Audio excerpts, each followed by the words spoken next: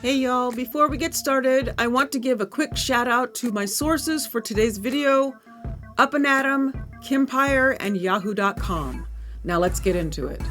Welcome back to my channel. Today we're diving into day one of Karen Huger's DUI trial. If you're a Real Housewives fan like I am, you know this is about more than just the legal drama. It's Bravo history in the making. Let's unpack everything that went down in court today.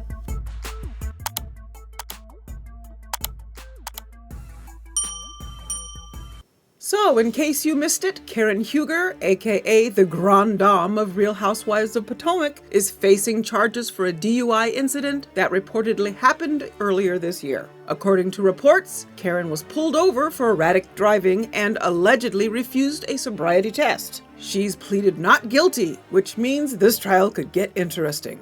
Honestly, this whole situation feels surreal. I mean, Karen always projects such an image of grace and class. Seeing her in this position is wild. But hey, even the Grande Dame isn't above the law.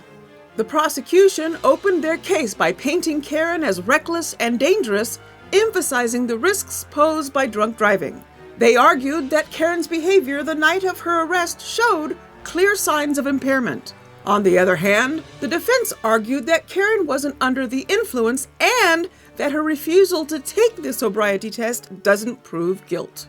The prosecution came in strong, but I have to say the defense's strategy is smart. Refusing a test doesn't automatically mean she's guilty. It's all about creating reasonable doubt. I'll admit, though, I'm curious how they'll back that up with evidence. Y'all, day one of Karen Huger's DUI trial gave us a lot to talk about, and we're starting to see a clearer picture of what happened the night of the crash. The prosecution brought in multiple witnesses, including 2 police officers, an EMT, and a witness who saw the accident. Let's break it all down. First, the police officers described Karen as uncooperative when they arrived at the scene. According to their testimony, Karen refused a breathalyzer test and field sobriety test and allegedly slurred her speech. The prosecution didn't stop there. They played body cam footage in court. And y'all, this was huge. The footage reportedly captured Karen's behavior, her slurred responses, cursing at officers, and telling one of the officers, "I hate you, you know that." At one point, the officer is heard telling Karen that she's hammered. Then came the EMT testimony, which painted an even more shocking picture. The volunteer EMT said Karen swayed as she tried to climb into the ambulance. But once inside, Karen's behavior turned verbally abusive. She allegedly told the EMTs to F off and go F yourselves more than once. And here's the kicker. Moments later, Karen reportedly flipped and started complimenting a female firefighter, saying, "You're so pretty and so beautiful." To add even more weight to the prosecution's case, a witness who saw the crash testified that the car smelled strongly of alcohol. Between the witness accounts and the body cam footage, the prosecution seems to be building a strong narrative of intoxication that night. Okay, y'all, this is messy. The body cam footage, game-changing. It's visual proof, and if what's being reported is true, Karen slurring, cursing, and refusing treatment, it's going to be really hard for her defense team to explain that away. The EMT testimony was especially damning. I mean, telling first responders off while they're trying to help you? That's not going to sit well with the jury. And let's not ignore the witness who said the car reeked of alcohol. That just reinforces the prosecution's claims. But here's where it gets tricky.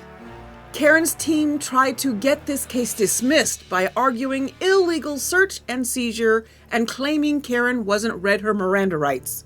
The prosecution clapped back, saying her statements were made while medics were treating her, not during a custodial interrogation. That legal battle adds another layer here because if the defense can't get evidence thrown out, they're going to have to poke serious holes in the prosecution's case.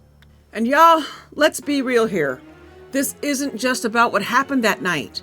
This is Karen's second DUI incident. Now, I'm no lawyer, but I do know that in Maryland, DUI laws are serious business. Even if Karen doesn't end up doing jail time, because first offenders rarely do, it's her second offense. That could make things more complicated. Plus, what I find interesting is how Karen's storyline this season downplayed all of this. She blamed her emotions, her grief, and even implied a deer caused the accident. And look, grief is real, and it can affect you. But as much as we love Karen, we've got to hold her accountable here. Driving while impaired, whether it's by alcohol or emotions, puts lives at risk, and it's not okay. What do y'all think about this testimony so far? Is Karen's defense team going to be able to recover from this, or is the body cam footage the nail in the coffin? Let me know in the comments. I'm dying to hear your thoughts. Of course, the courtroom wasn't just packed with legal teams. Fans and Bravo enthusiasts showed up too. Social media is already buzzing with theories and opinions about how this will play out. I can't lie, I'm fascinated by how public opinions play into this. Karen's fan base is vocal, and you know Bravo might be taking notes for a future reunion segment. But let's keep it real. This is serious business. It's not just about the drama. There are real consequences on the line here. As day one wraps up, it's clear this trial is going to be anything but boring. Both sides have strong arguments, and the stakes are high. Not just for Karen's legal record, but also for her reputation as well. My gut feeling? This could go either way, but I think a lot will hinge on how the defense handles the prosecution's evidence in the coming days. What do y'all think? Do you believe Karen's defense, or does the prosecution have a solid case? Let me know in the comments. Y'all, before I go, I just have to share my thoughts as a fan of the Real Housewives of Potomac. Love her or hate her, Karen Huger is the grande dame for a reason. She's over the top, unapologetic, and she doesn't care what anyone thinks. And that's why we love her. Karen doesn't demand respect. She earns it just by being who she is. Bold, a little chaotic, but always true to herself. That's what makes this whole situation so wild. It's hard to see someone who's such a firecracker on screen end up in the courtroom like this. And look, we can hold her accountable for her actions while still appreciating her as a character who has brought so much to our HOP.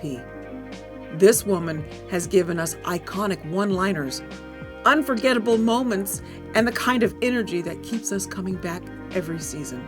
I just hope that whatever happens in this trial, Karen learns from it and comes back stronger. Because let's face it, the grande dame always rises. What do y'all think? Do you agree? Or has this situation changed how you see her? Drop your thoughts in the comments. I'd love to hear from you. Until next time, stay safe.